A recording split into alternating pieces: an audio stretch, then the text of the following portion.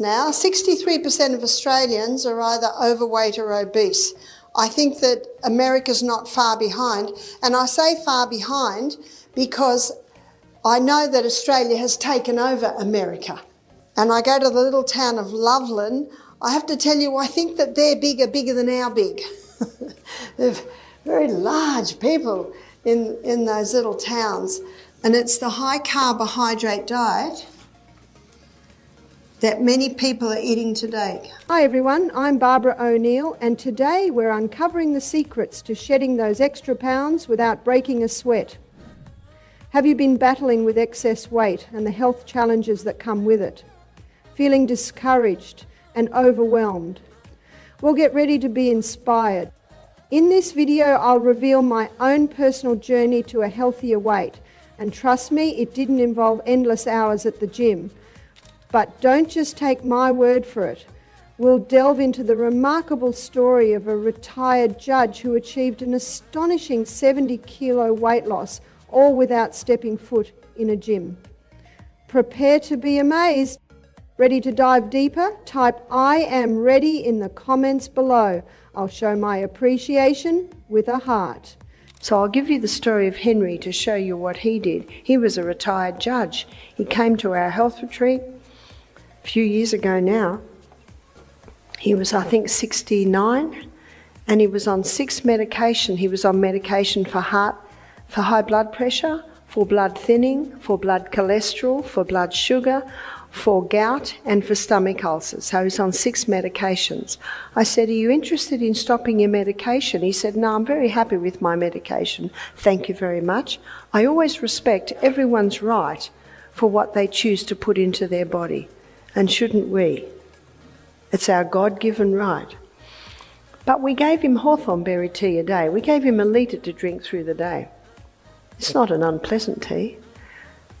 We also gave him a little cayenne pepper. He was happy for us to try a few things. He took the herbs with him when he went home. He rang me 4 months later. He said, "Barbara, I'd like to visit you and get a few more hawthorn berries." I said, "Come for lunch, Henry." Now, when I opened the door, I did not recognise Henry. He had lost 20 kilos in 4 months. What's that, 40 pound?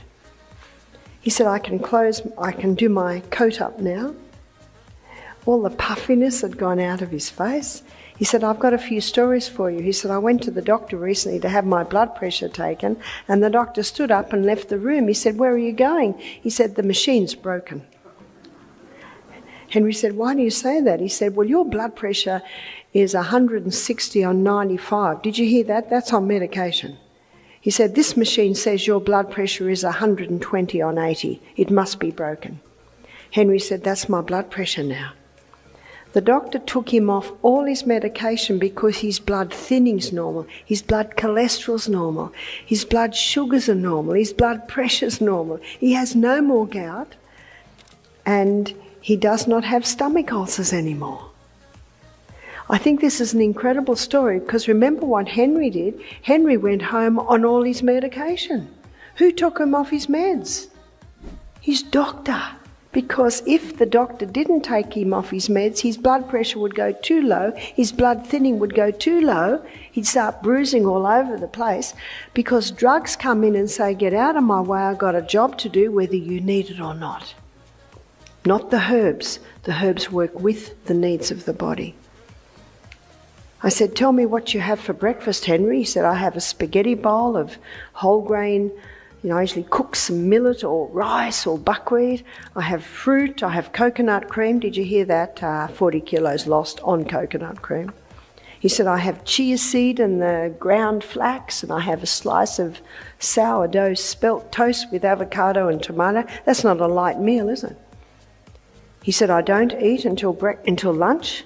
He said, "I have big salad, I have steamed vegetables, I have some sort of legume protein, and I might have another slice of sourdough spelt toast with avocado and tomato." And he said, "And I do not eat again till breakfast." A very decisive man. So he lost 40 pound on that diet? That's not a light diet. I said, "Tell me about your exercise program, Henry." He said, "I find I can walk another block every week.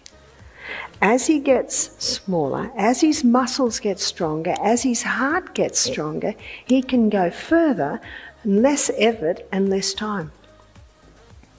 He wrote a letter to me. He's of the old school, writing letters. He wrote a letter to me a year later. He said, 38 kilos lost. So what's that, nearly 40 kilo? That's nearly 80 pounds. Incredible story of an incredible body that we live in that has an inbuilt ability to heal itself. Henry's diet stands as a shining example of how nourishing your body with the right foods can lead to incredible weight loss. This approach prioritizes whole grains, vibrant fruits and vegetables, and wholesome fats, a recipe for success. Whole grains like millet and buckwheat are brimming with fibre. This dietary superstar keeps you feeling full and satisfied, making it harder to succumb to cravings or overindulge later. Plus, fibre gently slows down digestion, preventing those dreaded blood sugar crashes that often trigger uncontrollable cravings. Healthy fats, sourced from delights like coconut cream and avocados, are equally crucial. These essential fats not only nourish your body, but also keep hunger pangs at bay. They also play a vital role in hormonal balance, supporting a healthy metabolism and ensuring your body burns energy efficiently. Don't underestimate the power of fruits and vegetables. They're packed with nutrients and add a satisfying volume to your meals without significantly increasing calories. Their high water content keeps you hydrated and feeling full, making it easier to stick to your dietary goals. And let's not forget legumes. These protein and fibre powerhouses boost your metabolism and help preserve precious muscle mass during your weight loss journey. Maintaining muscle is key because it burns more calories than fat even when you're at rest. So bread is very common. Cereal, there's a whole aisle devoted to cereal. And many people having bread and cereal for breakfast, by mid-morning they're wanting something else, so they reach for, and we're just going to say cakes, etc., because if we say everything, there's not enough room on the board for it. When you go into muffins and croissants and donuts and pasties and pies and pastry, etc., etc., etc. So we're just going to put etc. Also, pasta. I'm a fifth generation Australian Scottish descent. I didn't know what pasta and pizza was till I was about 18. So what did I grow up with? Sausages or chops, mashed potatoes, frozen peas or beans every single night of the week except for Sunday when Mum would do a roast lamb. And everyone I knew ate like that. Our relatives ate like that, the neighbours ate like that. As a fifth generation Australian, I grew up in a little Presbyterian church. Everyone in the church ate like that. I came to the conclusion as a child that everyone in the whole world ate like that, but it's not quite true, is it? And when I was about 16, I had a boyfriend who was about 19, and he had a friend who was a vegetarian. I'd never heard of such a thing. Had never even heard of brown bread. So this was real traditional Australian. Rice, I'd never had rice. I don't think I went to a Chinese restaurant till I was about 18, and that's the first time I ate rice. Potatoes, well, we ate potatoes every meal. And last and certainly least in nutritive value is the pure crystallised acid extracted from the sugarcane plant. And as we have looked at this, we've also acknowledged that I don't think anyone chose to eat that way. It's just fast. It's just there. And we're such a fast society today. Here it is. And we showed how when all of these things break down in the body, they break down to the singular structure of glucose. A high carbohydrate diet can pave the way for weight gain due to how our bodies handle these sugars. When we consume excess carbs, whether from a slice of bread or a sugary treat, they're broken down into glucose, the body's primary fuel. This surge of glucose in the bloodstream triggers the release of insulin, a hormone that escorts glucose into cells for energy or storage. However, when we consume more carbs than needed, insulin directs the excess glucose to the liver and muscles, storing it as glycogen. But there's a limit to how much glycogen our bodies can hold. Once these storage tanks are full, the excess glucose is transformed into fat through a process called lipogenesis. This fat then accumulates in fat cells, contributing to weight gain. Furthermore, a high-carb diet can lead to frequent blood sugar spikes, prompting the pancreas to continuously produce insulin. Over time, this constant insulin production can desensitize cells to its effects, a condition known as insulin resistance. This makes it harder for the body to regulate blood sugar, leading to more fat storage and further weight gain. Carbs also tend to be less satiating than protein or fat, making it easier to overeat. Refined carbs like white bread and sugary drinks are rapidly digested, causing a quick blood sugar spike followed by a sharp drop. This sudden dip leaves you feeling hungry again and further fat storage. Comment below your thoughts on carbs. When we put food in our stomach, we should now leave it. Let it do its work. After about an hour and a half, 2 hours, start sipping on some water. Then you don't water down your hydrochloric acid. It takes 3.5 to 4 hours to digest a meal. If a person has a meal of watermelon, that's probably gone in about 2 hours. But when someone has a balanced meal, which is shown here, it takes about 3.5 to 4 hours to digest. And then the stomach loves a 1 hour rest. Let your stomach have a rest between meals. And in that rest time, it has time to revive and restore and replace the digestive enzymes it used at the last meal. And that's why the time-restricted eating, we've talked about this a couple of times, time-restricted eating is basically a modern name for this. Time-restricted eating, it's from the intermittent fasting, the 5-2 diet. A lot of people are familiar with that. Dr. Michael Mosley, in his book Fast Diet, he goes into the research showing why this is so effective. It's eating twice in a 24-hour period. They suggest eating a large meal at 1 and another meal at 7.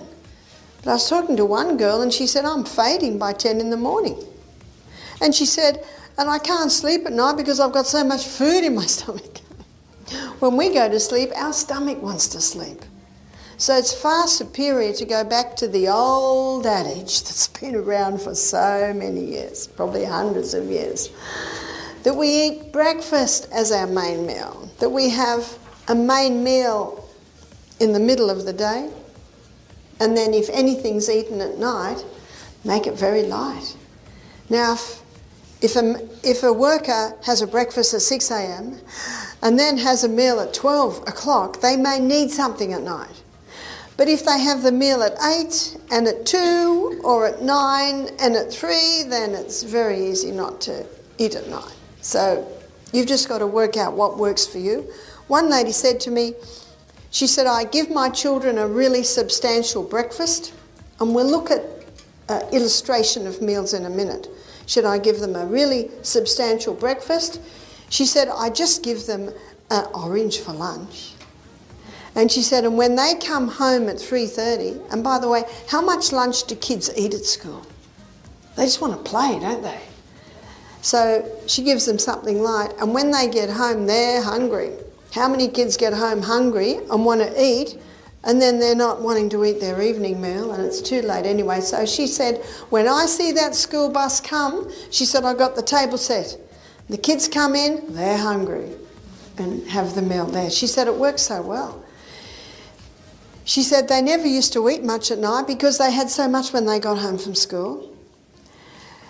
But husband doesn't come home till maybe 5 or 6, and often he wants quiet. So he's very happy to just eat quietly by himself. And maybe the lady who wants to lose weight, she'll sit with her husband and drink a peppermint tea, or maybe she'll just have a bowl of salad. One lady said, but Barbara, that's when my family's together, my teenagers, my husband. I said, well, Just make it a lighter meal. Make it soup. Make it a bowl of soup and crackers. Crackers digest easily, much easier than bread. Eating a mountain of food before bed can seriously sabotage your weight loss efforts. At night, our bodies shift into a lower gear, with energy needs significantly reduced.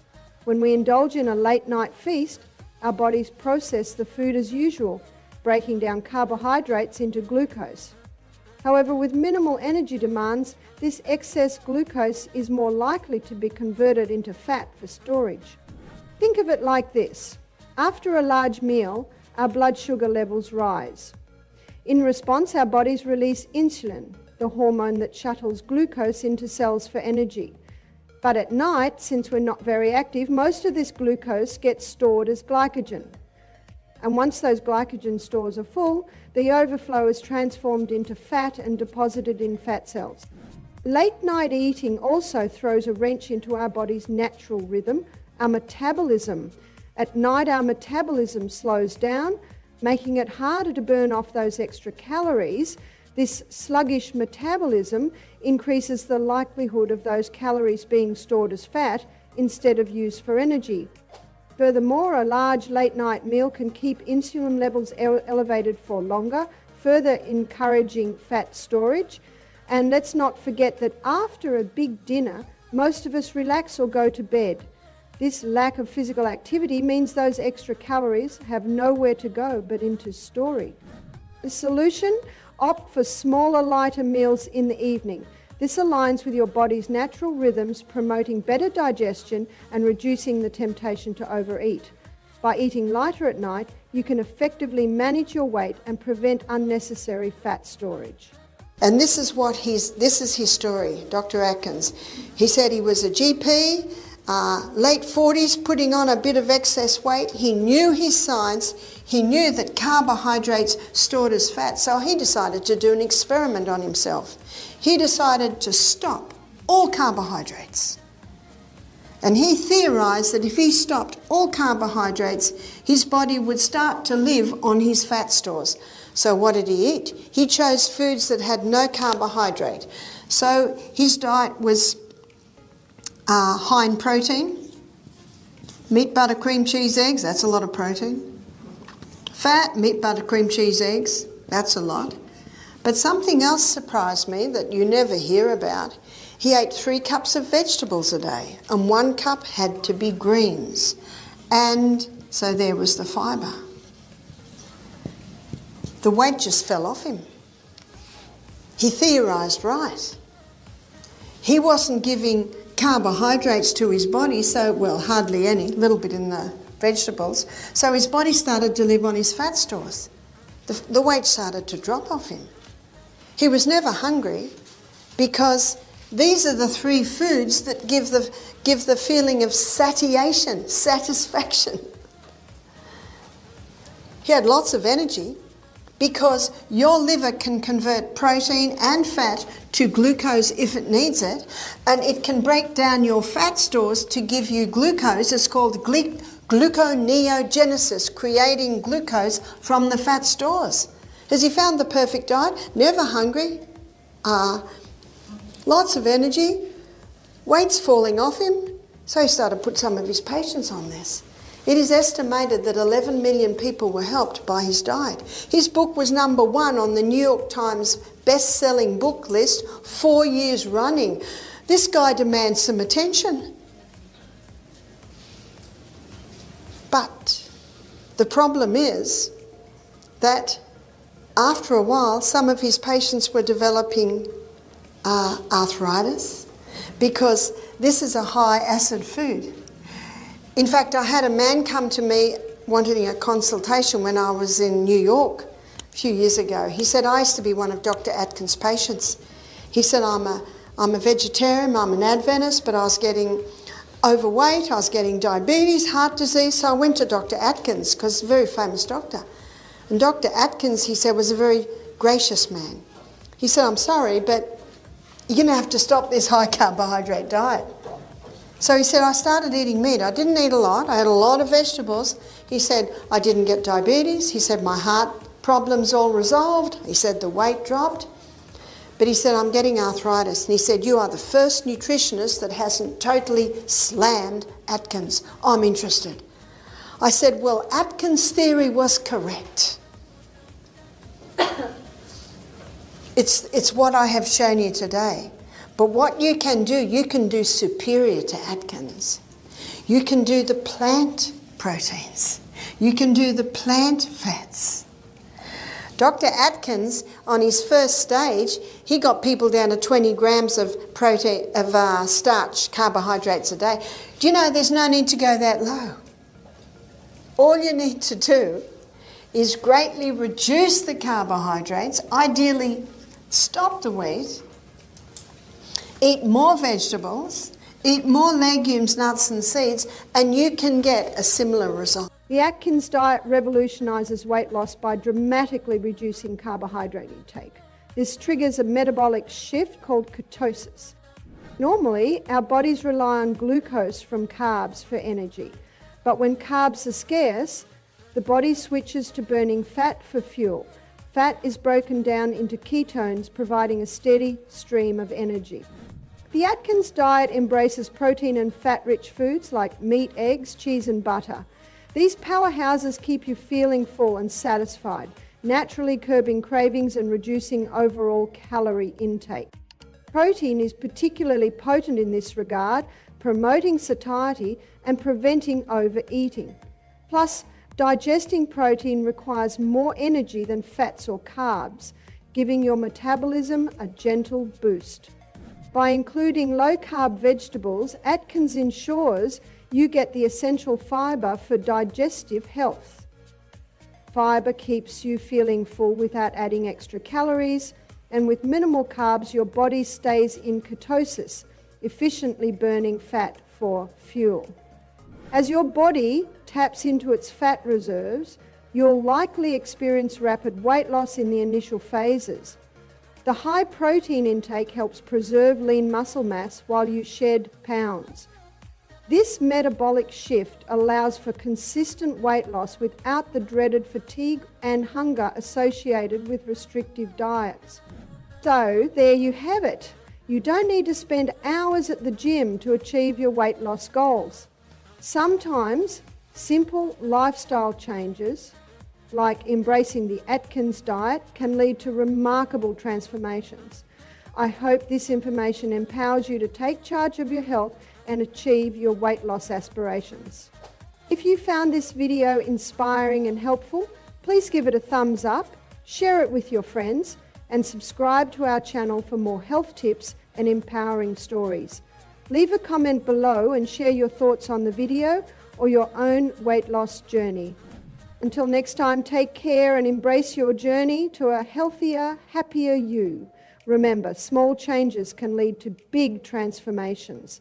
Let's inspire each other to live our best lives.